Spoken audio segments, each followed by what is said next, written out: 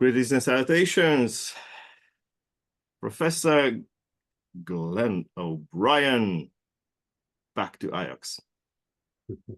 Hi, Doru. Good to be with you again. It's good to be in your presence, my friend. And for our viewers, the Reverend Professor Glen O'Brien from the University of Divinity is an old acquaintance of mine. I hope also a friend. And I greatly admire him for his lively spirit and also great scholarship. And those of you who might have an idea of his whereabouts in the multiverse of the internet, at least, if not in library folders and all that, you know what I'm talking about. You know, he plays the guitar. He covers great songs from the classics of pop music and rock. But he's also a Wesleyan theologian affiliated with the Salvation Army in Australia, and he teaches in a college, member of the University of Divinity in Melbourne for the Salvation Army. He has numerous books, articles, edited volumes, more recently something that is quite exciting for me, and I haven't gotten to read in it, a volume on, well, especially John Wesley, and the topic of our day is AI and all that. But there's much more out there that you can discover with a simple browse or surf of the net. Before we get to today's topic, I just want to remind our viewers the fact that Glen is not for the first part, for the first time, a guest of the AIOCS conversations. Now the conversations are at number 36 before my laziness, but Glen was the very first participant in this program, number 1. And we had a very interesting chat on futurism. Yeah, there you have it. But people who might want to listen to him can also find his presentation on another playlist of AIOCS, the seminar, the Theology Research Network seminar, organized together with EASCAST, Religiously Human in a Techno-Scientific World. And you can see here, Greetings, fun and all. Oops, Glen's presentation. And if you look at the first thing that I showed, his contribution to the AIOCS conversation, the first one, you'll see there many links to his official profile and links to his publications, some of his publications, and so on and so forth. So I'm privileged to welcome you once again, Glen. It's really a joy to converse again with you. The topic of today is largely movies. So there's nothing specific to it, and I'll let Glen tell us a few more things about his interest in movies. I am an avid pursuer of his posts on movies, old and new, on Facebook. I know he's present on other platforms, but I'm not present everywhere, not yet divine, in essence, intent, or actuality. So I'm present only in a few places, but I know of his lively, creative, imaginative and challenging contribution on a number of platforms. And before I give him the floor, I just want to preface a bit our discussion, at least to share with Glen and you, the viewers, my interest in what he does and the wisdom he will undoubtedly impart. It's a passage quite towards the beginning of a classic work by St. Basil of Caesarea, his famous address to youth or to young people. We were just talking about this before beginning the recording with Glen inquiring where was I in terms of the patristic universe, and I have to confess I'm confused about my location there. But anyway, there's some stuff I still remember, and one of the things that I remember is the fact that in the early Christian literature there are pearls, gems that can actually guide our conversation today, but also inform our way of handling matters of culture as Christians in this day and age. It's, of course, paradoxical looking at ancient witnesses for guidance, but there are some things that can be extrapolated without great effort, and we can learn a lot.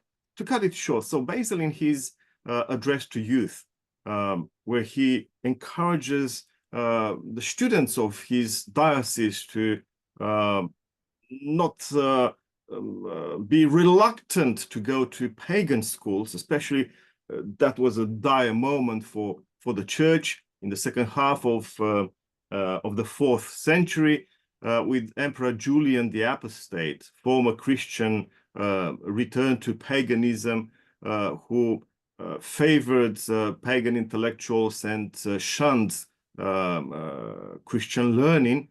Many students refused to go to schools where there were no Christian teachers. And Basil said, well, why don't you go? You have to go there for a number of reasons. And I want to read something, one of the reasons that I believe is very relevant to our discussion today, because what he says here about the literature of the ancients, classical culture and so on, is also applicable to Glen's project of drawing, let's call it wisdom, from pop culture, in this case, movies. So Basil says to his addressees, into the life eternal, the Holy Scriptures lead us. Sorry for this antiquated translation. Which Scriptures teach us through divine words, but so long as our immaturity forbids our understanding their deep thought, we exercise our spiritual perceptions upon profane writings, which are not altogether different, and in which we perceive the truth as it were in shadows and in mirrors. And so on and so forth. He continues. So this is section 2, and a bit of section 3 might be relevant to those of you who would like to dig deeper into this writing. So what does Basil say? Well, the Scriptures aren't easy to grapple with. The Scriptures are difficult to make sense of, regardless of how simple and straightforward the message might sometimes look. But we have to exercise. And how do you do that? Well, we look at the classical literature and we try to grapple with ideas, concepts, and all that, playing around those ideas, those concepts, in order to sharpen our discernment and then be able to apply what we learned to the Scriptures in order to interpret them for the benefit of ourselves as readers and those who listen to us. Sorry for the lengthy introduction. I don't know if this is useful to what you intended to share with us, Glen, but please give us a sense of your interest in movies, and especially I I assume there's also an academic reason for studying movies, isn't it? Yeah, thank you, Doru. Your comments remind me of, I think it was Clement of Alexandria who said, we Christians are not like those who look at pagan literature and run away as if we'd seen a goblin, approaching ideas outside of the church, not with fear, but with curiosity, and with a stance of deep engagement, I think is very important for us. Just a slight clarification on your very kind introduction. I am an employee of the Salvation Army. I have been for 15 years. But in terms of my ecclesial setting, I'm a uniting church person and very much live out of a kind of a Wesleyan traditioned understanding of being Christian within the uniting church and global Methodist context. My interest in film goes a very long way back to childhood, as I think it does for most people who are interested in movies. As our children grew up, we were very much a movie family. I mean, Friday night for us was a couple of DVDs picked up from the DVD store, remember those? And a pizza, and have a double feature on a Friday night. That was our way of connecting and engaging together.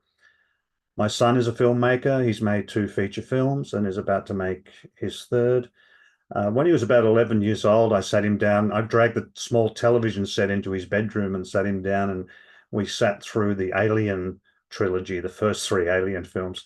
And the way he describes it today is, my dad scared the living daylights out of me, but he made me a filmmaker. I knew from that moment I wanted to be a filmmaker. So I'm a keen lover of cinema, and I love the statement by the film critic Roger Ebert that cinema is a machine for generating empathy. I think that's a beautiful way to capture the power of cinema, because cinematic narratives give us insight into people's experiences, often people who are distant from us culturally, linguistically, morally, in all kinds of ways, people who are distant from ourselves. And yet we can generate empathy for their circumstances and a deep understanding of who they are because of our engagement with the way that a filmed narrative sort of brings us into their experience. And since God is present in human experience, well beyond the life of the church, thankfully, we might expect to encounter God in these cinematic narratives, and we do. And I'm teaching a unit at the moment at Eva Burrows College on the real within the real, the REAL within the REEL. And one of the lecture topics is on cinema as a site of divine presence, an SITE, a place where God is present and where we can encounter divine presence. And I think this occurs not just in Christian films. In fact, I think it's less likely to occur in Christian films than in well-made films by other artists. We can encounter God in these places just as much as we can find ourselves encountering God in a beautiful work of art, or in a poem, or in a novel, or any other expression of art. Well, sorry to interrupt you. And I think the examples you have just given are very relevant to the discussion, including a statement you made a bit earlier about empathy. We'll get to the theology part perhaps at some point, but I think it's very important to realize that we need this kind of bombardment of our sensitivity that elicits empathy, rather than the opposite reaction that we see in, I don't know, some kind of movies that keep awake in us, the beast and violent drives and so on and so forth. And the point I wanted to make is something that got stuck in my mind years ago when I began to read Ray Bradbury. I don't remember now in what book by Bradbury I found this, but he says something, or is it Vonnegut? One of them. Don't remember. Either Bradbury or Vonnegut. Must be Vonnegut. Kurt Vonnegut. Something like, well, people who read only, I don't know, academic papers or treatises and stuff like that become so abstract in their outlook that they lose sensitivity towards people around them, near them, you know. Whereas literature, poems, or movies in this case, keep awaking us, or if we are asleep, wake us up to real life situations and make us more understanding and empathetic towards people. Sorry for the parenthesis. No, I think that's absolutely right. We spend a little time thinking about the theology of seeing, because the cinema brings together all the art forms. It's, I think, one of the things that is so fascinating about it, because it involves narrative storytelling, obviously involves the craft of acting, but it involves photography, cinematography, and of course music. And all the art forms are combined, and I think that's one of the really fascinating things about cinema. But essentially, it's about the manipulation of light, because I know we have digital films now, but the film strip goes through the projector, and a powerful light shoots through the film strip, expands it on the huge, large silver screen for our enjoyment. And in that darkened space, the light shines. And we think about light as a theme within Christian theology, that God is the source of light, said, "Let there be light," and there was light. And there's a theology of seeing as well. Jesus says in the Gospels, if your eye be single, your whole body is full of light. And he says that in the context of focusing on the internal motives of the person. It's not what goes into a person that makes them unclean, but what comes out of a person. If your eye be single, these be pure, you know, your whole body is full of light. So we may watch things in cinematic depictions which might be morally objectionable, whether it be nudity or sex or violence or whatever, but that's not what makes us unclean. What makes a person unclean is what comes out of their heart. So we need to look for the light wherever it shines, and the light of God does shine in cinema as much as in any other art. Which is, sorry to interrupt you again, which is what Basil actually says, that's his main argument in Address to Youth, that regardless of what you encounter in that literature, sometimes, you know, stuff that not so kosher, and you shy away from reading all those stories about, I don't know, sex, violence, and rock and roll and drugs and all that, you know, in Euripides, one of them. It's actually how you respond to it, and it's about your criterion, your discernment, instead of just blocking all that because you fear contamination. Why don't you equip yourself, knowing who you are, equip yourself, read, deepen what you find there through reflection, and discern what's useful. And that's one of the recurrent topics in his Address to Youth. Take what's useful to you, leave the rest untouched. And yeah, so we can find those rays of light, beams of hope and joy and purposefulness and so on and so forth everywhere. And that's Basil's message. You can find that everywhere. Yeah, yeah. There are some sensitivities around this when you're teaching a unit like this, because you have to respect what people want to see or are willing to see, and people have different approaches to what is right for them. And for this reason, I don't actually set a required film anywhere throughout the unit. I offer each week 3, sometimes 4 films, and I say, choose at least one this week and watch this film. And we'll talk about it when we meet in the Zoom room, and we also have a discussion board for posting our thoughts. So in this way, I'm avoiding the problem of setting a film which everyone must watch, which some people might find objectionable or even harmful. For example, I love horror films, and I'm not upset by them. I'm not frightened by them, and I've got a bit of a thick skin when it comes to them. I tend to read them in a very kind of objective, even theoretical kind of way, and I can enjoy them on an entertainment level. I don't have nightmares about them, but some people do. You know, some people are disturbed, deeply disturbed by horror as a genre, and I would not want to subject them to that. And I want to give them the freedom to select the films they want to watch. And we do this every day. We're all adults, right? We all decide what we're going to watch, what we're not going to watch. We talk in the unit about the era of film censorship, which churches were very closely involved with, especially in the United States, and how there was an attempt to control what people could or should watch, and how that was ultimately replaced by the rating system, you know, from G through to X. And the rating system was a kind of a replacement for the censorship system.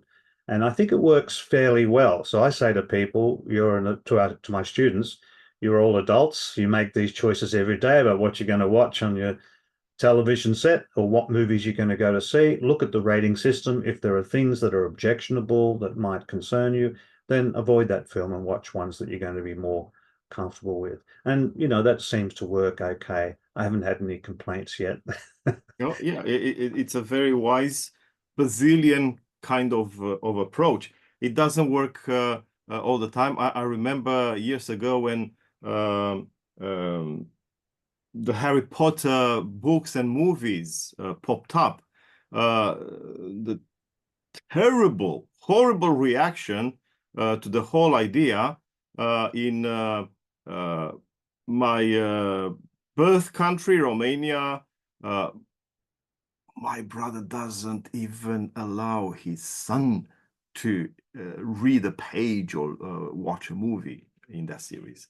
Okay. And Greece and Russia, where they piled up the books and burned them at the stake in, I don't know, downtown. Horror, well, that's horror from my viewpoint, you know, where you burn at the stake a book in the 21st century, or whatever it was, end of the 20th, 21st, whatever, because you disagree with the message. So that's not the way, and that was done, unfortunately, with ecclesiastical blessing and approval. At least the horror scenes in Greece and Russia, I remember watching stunned certain scenes of this kind. That's not the way. That's not the Christian way. The Christian way is look, this is the merchandise. I put the correct labels. It's up to you. So very wise. I leave it to you to touch it or not. But also know what you do when you look at something, when you watch something. How do you take that in? How do you respond? Yeah. Yeah, I mean, going back to the earliest period of cinema in the late 19th and early 20th century, the churches actually embraced cinema as a new technology that had profound potential for evangelism and discipleship. Just as one example, in I think around 1910, 1911, there was a Methodist World's Fair held in Toronto, and it was a time to highlight new technology and how the churches could engage with that new technology. And they had a huge screen and they showed early films, silent films, and they had lectures about how this was going to be the great Christian century. You know, this is the wave of early 20th century, almost sort of post-millennial fervor. This is the century in which we will win the world to Christ and then he will return and we'll have done the job, you know. Of course, that wave of optimism that was seriously negatively impacted by the Great War. But in this early 1910 period, the churches were still riding on this wave of optimism, and they saw film as having tremendous potential. And unfortunately, that then shifts to seeing films as having the potential to be morally degenerate those who watch them. And so-called sex and crime films, which we now look at from the silent era or from the 1930s after the talkies came in, which look very tame to us, but the churches were concerned that these were going to have a polluting effect. And some churches decided that they needed to establish offices, for example, the Catholic Office of Decency, to recommend to priests and to people which films are objectionable, which films could be watched with some profit, which ones should be avoided, and even which ones should be banned. Now, the Hollywood film industry knew that the Christian audience was huge, particularly in the United States. So they listened to these groups and they consulted with them and they allowed them, as it were, to control the censorship of films. And in some traditions, such as the revivalist traditions, fundamentalists, holiness churches, they banned film watching altogether for their members. So it was a membership commitment to be a total abstainer when it came to the cinema. So in the Church of the Nazarene, for example, a ban on going to the movies was not lifted until as late as 1984. But of course, Nazarenes had been going to the movies for a long time before that ban was lifted, right? Churches are always behind the eight ball in terms of catching up with what people's actual practices are. And I think, though, it's been, especially since, let's say, around the late 1990s into the 2000s, we now have the church taking cinema much more seriously as an art form and as a site of theological reflection. So we have college courses like mine, we have textbooks, we have a huge body of literature emerging of film criticism by theologians. So I think we're in a golden era of film criticism when it comes to theological perspectives.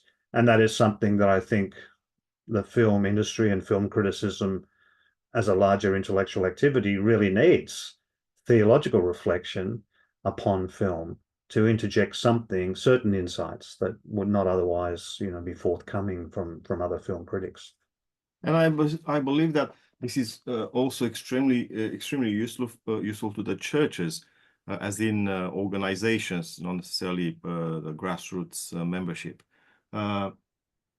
They tend to react to certain things sooner or later after the phenomena occur, and they tend to react unilaterally and most times without having their opinion or decision rather based on sound information, analysis, and reflection. This is why academia is so important for the church as an arm, as an instrument of the church and for the benefit of the church. And academic insights should be taken seriously. Let me draw another patristic parallel. Everyone or many people moving around academia or Christian academia are aware of the sad case of Origen of Alexandria, a tremendous scriptural interpreter of the 3rd century, whose wisdom, method, approach, insights soon came to be misunderstood already in the 4th century, so like 50 years or so after his death. People who did not have his education, his broad cultural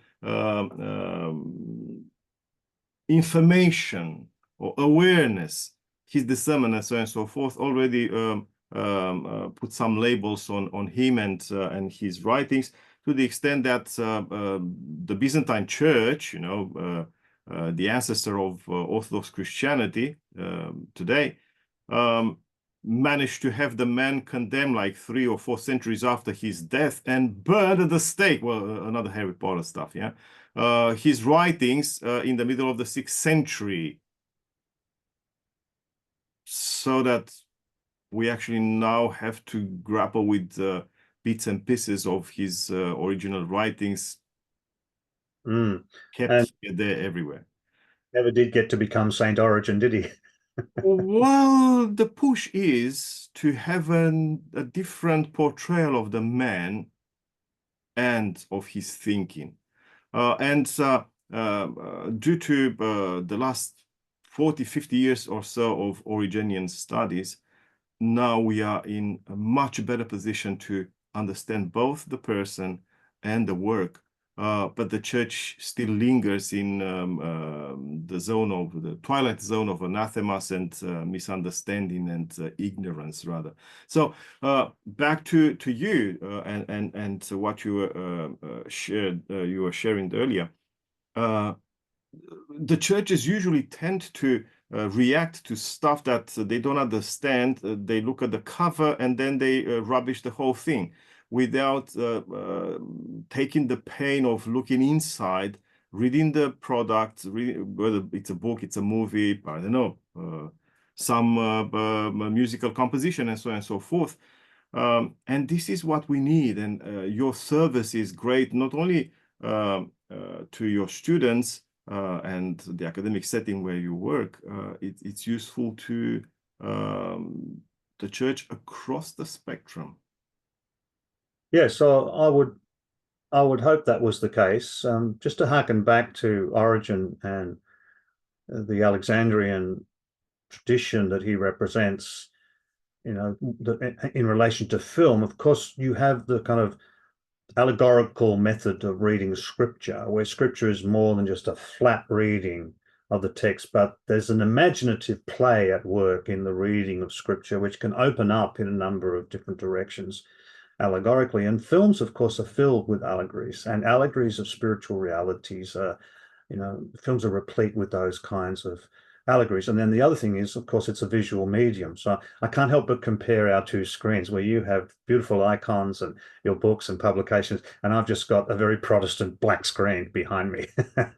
Well, it brings to light your shining figure. I tried to find a background of 2001: A Space Odyssey to put behind me there, but one of my favorite films, but I couldn't find it in time. Nah, you still owe me something. To do a live stream once from I don't know, the ocean of your how do you call those, the tiny booklets, cartoons, how do you call those? Comic books. Comic books, thank you. Yeah, from amongst your huge collection of comic books. That's what I want to see once. That's another conversation. But you know, films are in a sense icons, or like stained glass windows of the medieval period. People, their eye would be delighted by what they saw in the image, and the image would tell a story, and the light would shine through it, which is not that different from the light shining through a film projector onto a screen, and an image appears there, and the imagination plays with that image. And you know, it can be a site again for the presence of God and for a revelation of new things about God. One of the things we talk about in the unit is the theme of aesthetics, not ascetics, but aesthetics. That is the science of beauty. What is beauty? How do we evaluate beauty? And how is God found in beauty? And we talk about the aesthetics of film, which can often, you know, which doesn't just mean the, you know, beautiful sunsets or beautiful faces or beautiful scenes, because even in some ugly or violent things, there is a certain kind of beauty. You know, we look at the wounds of Christ, which are ugly, but we know that behind those wounds is the beauty of his love and of redemption. So even something ugly and violent can have a certain beauty to it because of the meaning that it conveys. So we go into the aesthetics of film, you know, the concept of mise en scène, or how do you dress the scene? You know, like, what does the camera include? And many directors go to great lengths to, and very fine detail, to include certain elements and certain details in the lens, in the camera eye. And it's not unintentional or accidental. You think of a filmmaker like Stanley Kubrick, for example, who is almost obsessively, compulsively disordered about what goes into the dressing of his scene. Just one example of this in the film The Shining, which is about a writer who goes to a remote hotel in the off season with his wife and his son, and he slowly goes insane under the influence of evil forces in that house, in that hotel. There's a scene in the film where everything is perfectly symmetrical. And and it's a large room with bookshelves and large furniture. It's a cavernous kind of space, and there in the center is a table with a typewriter, and Jack, the character played by Jack Nicholson, is working away on his book. And it's the first scene we have because his wife comes in and talks to him about how his work is going, and he flies off the handle in quite a violent way. And it's the first indication we have in the film that Jack is slowly beginning to unravel. He's off center somehow. And the thing about the way the film is framed is that shot is framed is everything is perfectly symmetrical except Jack, who's seated slightly off center. He's just slightly off center in the shot, and it visually flags something that's happening in the narrative.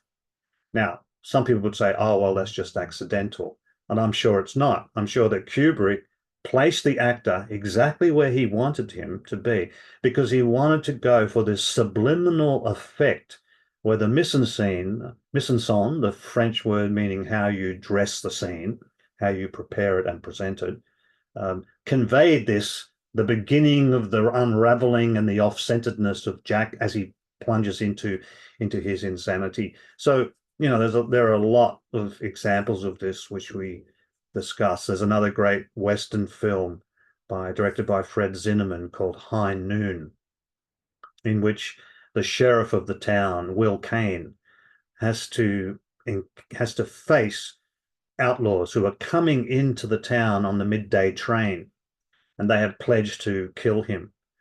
And his wife is saying, don't go meet them. Why give your life away? Why die? But he has this sense of duty. He's the sheriff. He's the lawman. He must keep the town. He must keep the law in the town, so he must go out to meet him. And the film is shot roughly in real time. So it takes place over a couple of hours, and the film runs about 90 minutes, and all the action actually takes place. The narrative itself takes place over like a 90-minute period.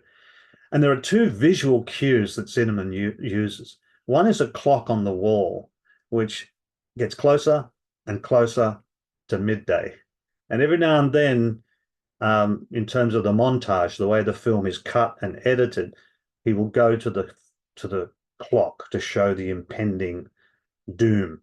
And the other shot is the railway track, and it's a long railway track going off into the distance, disappearing, at the vanishing point of the visual eye. So the clock and the train track, which is the site from which the bandits are going to come, these are visual cues that lock the viewer in to the drama behind the story of the inevitable meeting of the sheriff and the bandits, and he must meet his inevitable fate. So these are kinds of visual, the way the eye is delighted by these visual scenes, which are sometimes very obvious and sometimes very subliminal. But that is the craft of filmmaking. This is the difference between so many Christian films and films in which we find the presence of God, which is a deep irony. I mean, you should expect to see God in Christian films, right? But the reason you often don't is because they're badly made. Yeah. And so Christian filmmakers are not filmmakers, many of them. They're preachers. They just see film as another way to preach a message. So you can stand in a pulpit and preach a sermon, or you can make a film. But you don't care about the craft of filmmaking. You only care about your message. So they're often... You don't care about the craft of the scriptures that are supposed to inspire us. Well, this is... Yeah, listening to you, sorry to interrupt, but it blew up my mind, when I heard you of the Western movie with the clock and the railway. It's what we have in the scriptures. I mean, from beginning to end, we have the first cues with God setting up the order of creation in order to sit in and enjoy being in the midst of the creation, the Sabbath of creation, where it doesn't mean cessation of activity. It means just resting there I have worked. Now I'm finding delight in whatever I see around me. And then the same kind of stuff at the end of the Christian scriptures, Revelation 21 or so, where John hears this proclamation. Here's God in the midst of God's people, whatever, pitching God's tent with us, with the creation. So it's the same kind of stuff where you have a promise, you have the cue, the seventh day of creation, then you have at the end of the narrative, at the end of the movie, if you like, you have the actual thing. Yeah. And so that Western movie is more scriptural in its outlook and more theological and more meaningful than the preachy kind of pop culture we see from time to time. That actually is disgusting. Yeah, well, you think of a filmmaker like Martin Scorsese, who you wouldn't describe him as a Christian filmmaker or a maker of Christian movies, but he is a devout Catholic, and his films are imbued with religious themes, sometimes explicitly, such as in a film like Silence or The Last Temptation of Christ, but sometimes, more subliminally and more subtly. Or I think of a film like The Tree of Life by Terrence Malick, which is really a parable of nature and grace. It has a magnificent scene of the creation of the world, which is laid out in a kind of evolutionary way, that there's a divine principle at work in the processes of evolution. And then it tells the story of a family in the 1950s where the mother represents grace and the father represents nature, where nature is unforgiving, nature runs by law and by rule, whereas grace offers forgiveness and release and freedom. And the children growing up in this 1950s family are caught between nature and grace, which is like a parable of the whole human experience. And then there are beautifully made eschatological scenes where the estranged father and son are walking along a beach with other souls, and there's a hand on a shoulder, and there's a sense that somehow in the afterlife there will be reconciliation, even though it's a very symbolic film, and some people are frustrated by it because it's not your standard kind of Hollywood narrative. But to me, it hangs together beautifully as the kind of narrative you're describing that we find in Scripture, where themes are commenced and then revisited here and there throughout the scriptural collection of scriptural books, and then, kind of find their culmination in the eschatological aspects of the New Testament. And those themes can be traced all the way through. So to me, one is more likely to have a sense of divine presence in a well-made film by someone who is not necessarily a person of faith, then one will experience it in a so-called Christian film like God's Not Dead, for example, which is just a propaganda piece for American evangelicalism. And it's just so obviously preaching at you that most people will just switch off. Whereas a film like The Tree of Life, the cinema goers may encounter themes of real beauty, real depth, real meaning, what we might call divine themes. They might not even recognize them as having their source in God, but they nonetheless do. And so the person has the opportunity to encounter something very real in that so-called secular film in a way that they would not encounter in a very heavy-handed evangelistic Christian film.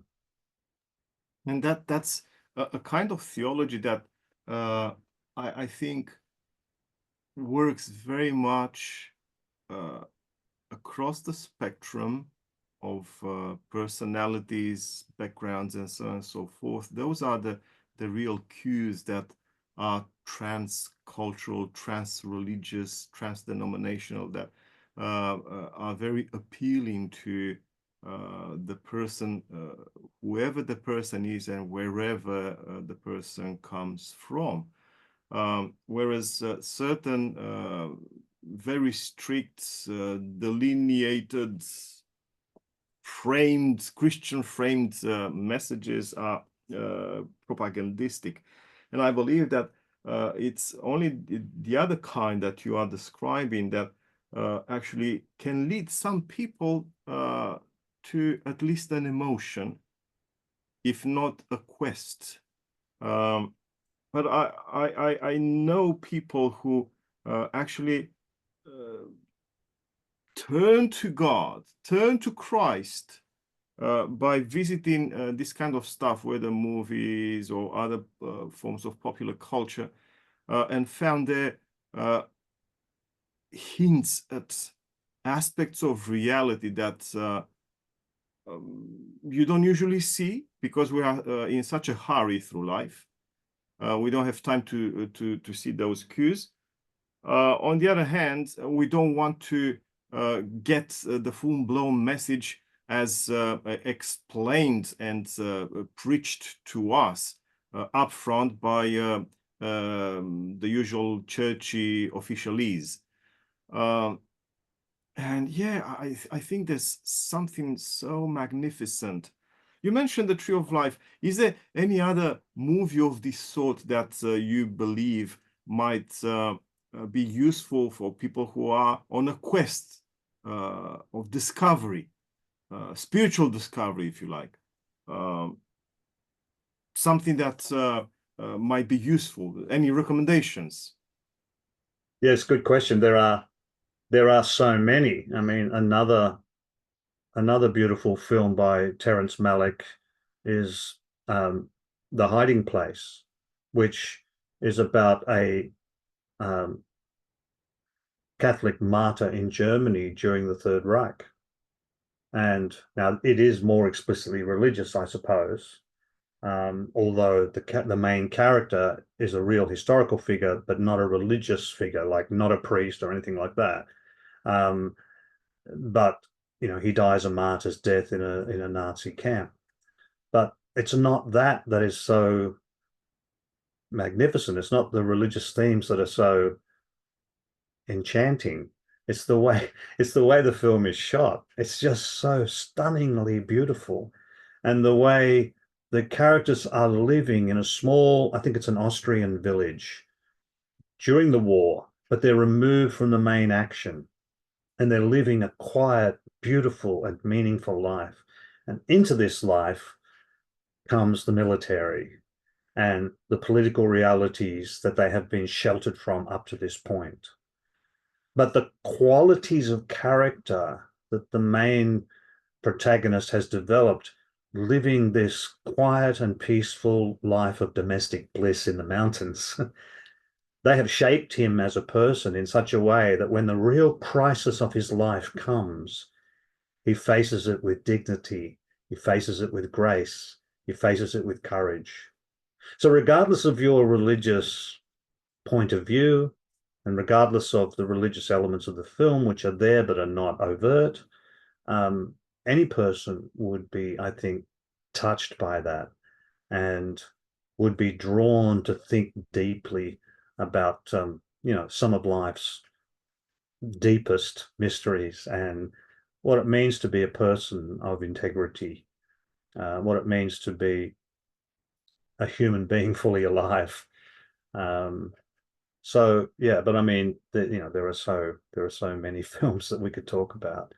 And I noticed something that actually brings joy to me, because my question was about those, at least that was in my mind. I don't know if I was able to articulate it as such, about movies, visual narratives that might wake up someone's interest in a God quest. But in your answer, the God quest also becomes a quest for discovering humanity.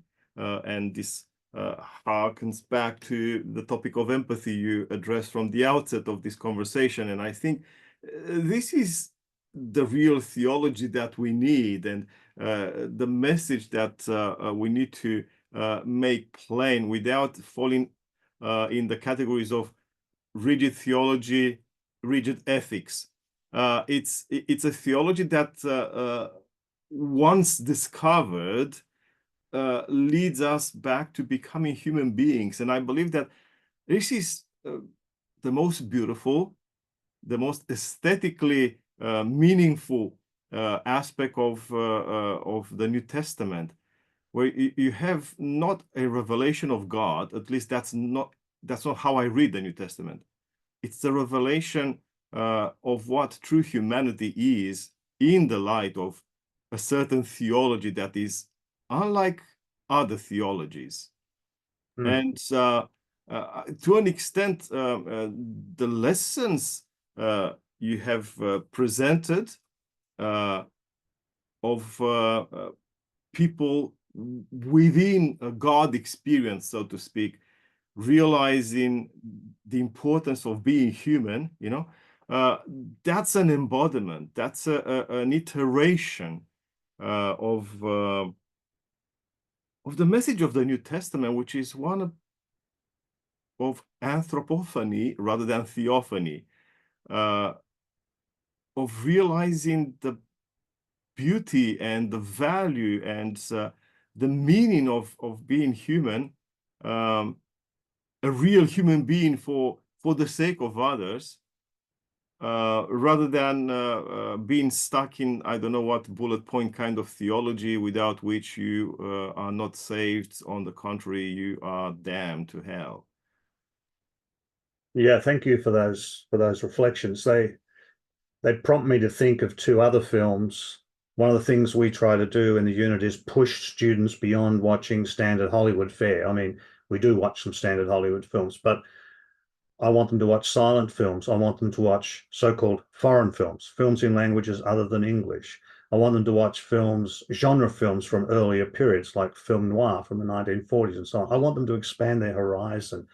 And it's so satisfying at times. I mean, I have one student at the moment who's in her 20s, and she watched On the Waterfront, a film made in 1952, I think, twice in one day.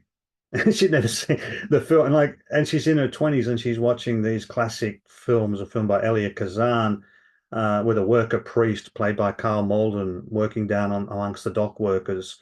Anyway, that's a bit by the by, but I'm wanting to push them to watch films they wouldn't normally watch.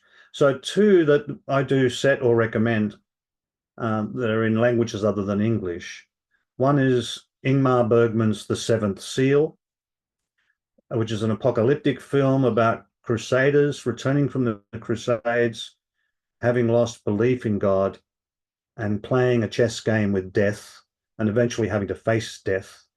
And the other is Solaris, Andrei Tarkovsky's 1972 science fiction classic, which was later remade in Hollywood by Steven Soderbergh with George Clooney in the lead role. That wasn't a bad film, but it's not the work of genius that Tarkovsky's film is.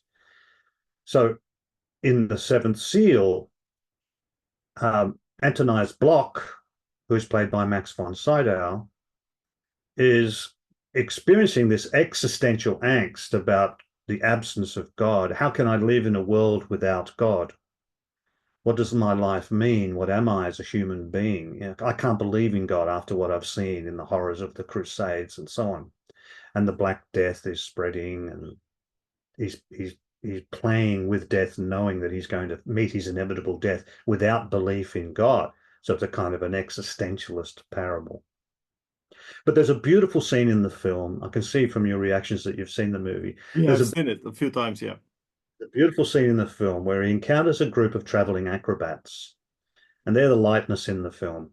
And they have a little baby, and they're almost like the Holy Family, Mary, Joseph, and the baby Jesus. And actually, the acrobat father has visions of Mary and Jesus. And this family itself becomes a kind of a symbol of the Holy Family. And they share with Bloch a simple meal of strawberries and milk. And it's clearly a Eucharistic parable. And the lines include, just going from memory now, as he drinks that milk and he eats the strawberries, he says, "I will always remember this." And he even holds it up as a priest might hold up the elements of the Eucharist and says, "I will remember this moment." And what I experienced here with this family, for many years, I will remember this. And he drinks the milk.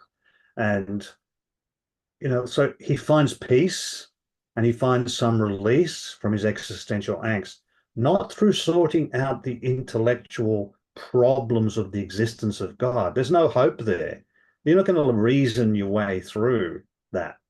But he finds it in the simple faith and the joyful faith of a family of acrobats, and in the simple act of sharing a meal with them. Yeah, that fellowship. Yeah, so significant. It's the Emmaus supper. So simple, breaking bread, and all of a sudden, those two guys realized in the presence of He who is, what life is about.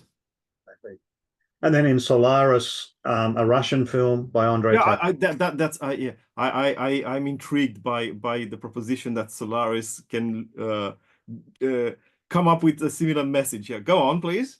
Well, I will. I'll try. In Solaris, a group of astronauts are orbiting a strange planet, which is emanating certain forces that are creating hallucinogenic experiences in the lives of the astronauts, and the hallucinations tend to be manifestations of their deepest desires and wants. So, for example, the lead character has lost his wife; she has died, and he still deeply loves her, and he encounters what is in essence a kind of clone of his former wife. And she is, for all intent and purposes, just as real as any other person in the film. And so he finds that he loves this hallucination as much as he loved his wife, his former wife. But is it his former wife? Or is it some other being, some other person? It's a manifestation made possible by the planet. It's obviously historically not the same person that he knew, but in every other respect, she is the same person. And they embrace and they sleep together and they talk and they have the same memories.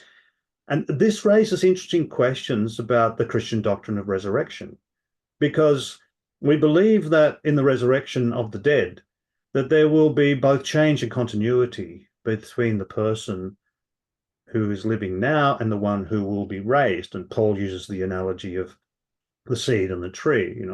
The seed is sown, the tree grows. That obviously the seed is not a tree, and yet the seed is in the tree when it emerges. So when we are raised, will we be the same person or some other person? If I die when I'm 6 months old, will I be raised as an infant, or will I be raised as the adult I would have been? And how will I recognize the people in the new creation that I know now? Jesus said that in heaven they neither marry nor are given in marriage.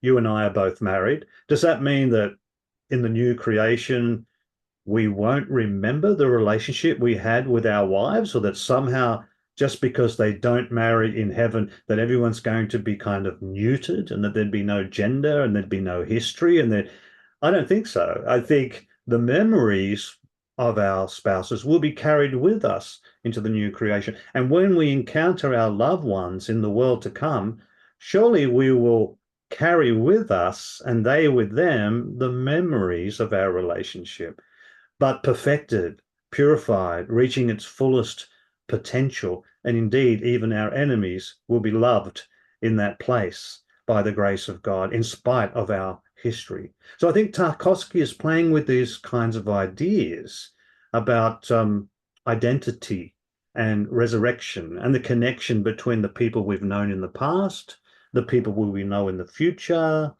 who we were in the past, who we are now, and who we will be. Like they say that the stone is never thrown into the same river twice, because we undergo change, and yet somehow there's a stability to our identity of who we are.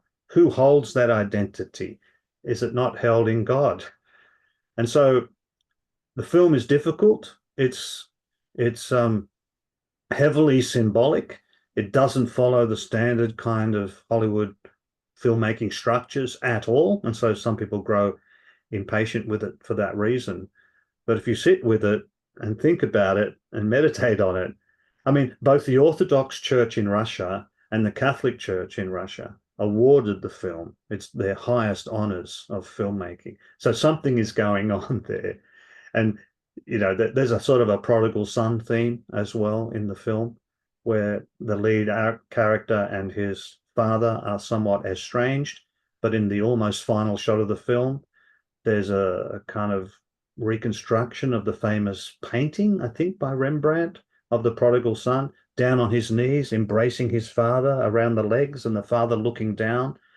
It's the prodigal returning, and that famous painting is cinematically portrayed in the film as the lead astronaut is reconciled to his father. So these are some of the the key themes. It's visually a very beautiful film. It's made after Kubrick's 2001: A Space Odyssey, but it clearly shows the influence of Kubrick. The set design is in some ways, you know, quite similar. So yeah, I probably said enough about Solaris. Maybe I provoked. No. That's very, very interesting. Yeah. Well, look, it's a deeply symbolic metaphor. You know, I always thought that perhaps I should return now after your exegesis to it, to watch it once more, because at the time when I did, and that was like 20, 30 years or so ago, I didn't see all these. I mean, I would be more tempted to see the topic of retrieving one's identity after a major renovation of life in the transition from Gandalf the Grey to Gandalf the White. You know, Gandalf is a new thing, but he's still Gandalf. Oh, yeah, this is how they used to call me. But yeah, there's this progress within the framework of the same identity, but different existential situations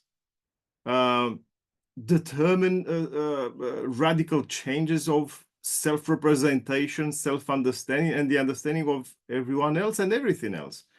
Yeah, I didn't quite get that, so I should return. Thank you very much to Solaris. Whereas the remade stuff with Clooney, yeah, what stands out for me there is just is it there where they keep repeating the lines from John Donne with "No man is an island"? Is it there, or well, I don't remember now. Anyway. Yeah, I don't remember. I've seen the Tarkovsky version more times than I've seen the Soderbergh version. Another one of the themes we explore is film cultures. That is the idea that films are not only cultural products themselves, of course they are that, but they're embedded in cultures, and they're embedded in particular kinds of cultures, including the consumerist culture, because films are a business, right? And great art emerges from this business, but only because of this negotiated struggle between the studios and the artists who make the films, because the studios are primarily interested in making money and the artist is primarily interested in making art. And in the push and pull between these competing forces, some great art is made, and also some very, very bad films are made. You know, you might ask yourself, why do we keep getting more Godzilla movies, or although the latest one I've heard is very good, or more Transformers movies? Why do we keep getting bad movies one after another? And unfortunately, the Marvel franchise has degenerated into that. It began well, but it's now what? Another Marvel movie? It's because these bad films do very well at the box office, or usually. I mean, there are some flops. So as long as they keep making money, the studios will keep producing them. So that's a particular type of film culture, the Googleplex, where you buy your big cup of Coke and your popcorn, and there are multiple screens. And I went to the movies recently in Gothenburg, Sweden, and I found that even though the suites were different brands, essentially it's the same.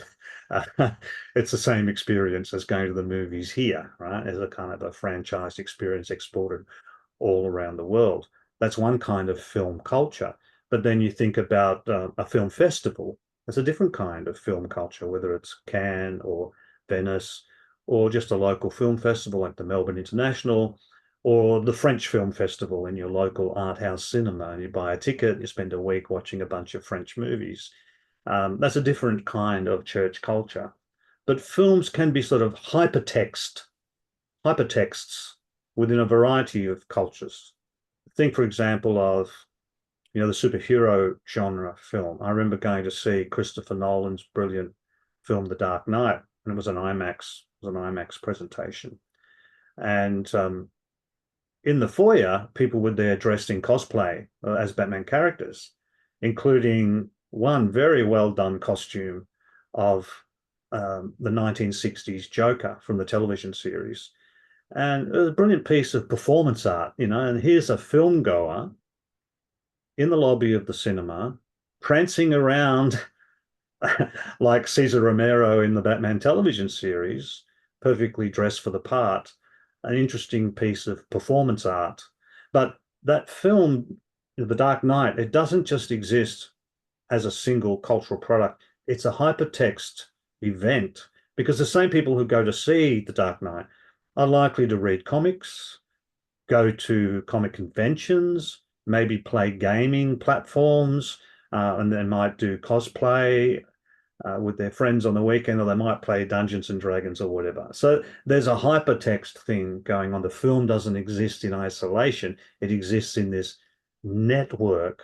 So you think of a classic, and this is sort of international as well. It's global. Like film is a new kind of global diplomacy also, that Michael Keaton's, famous line, "I'm Batman," right?